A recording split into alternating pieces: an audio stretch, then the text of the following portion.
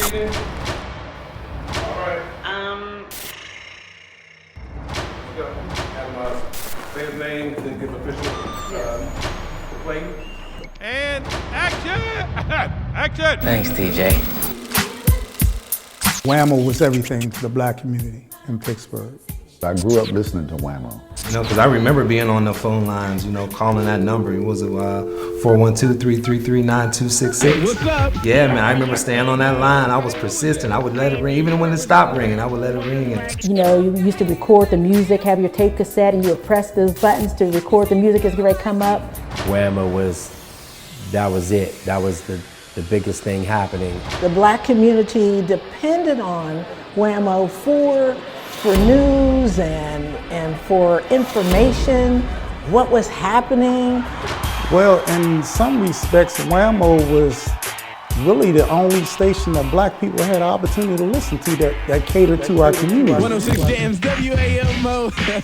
It's the bad boys, TJ and DJ Boogie. They had the best DJs. All of the personalities were just larger than life. Sly was God. Hey, I'm Sly Jock. If you wanted to listen to any mixing on the radio, you tuned in to Sly Jock. I'm not gonna put myself as number one. We had some fantastic jocks.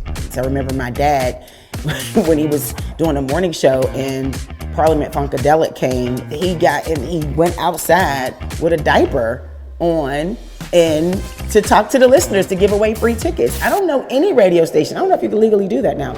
It was unreal being the number one DJ in Pittsburgh. JJ getting busy in your nighttime. And they were in the streets too, you know what I mean? Meaning they knew the vibe of the streets. They knew what was going on.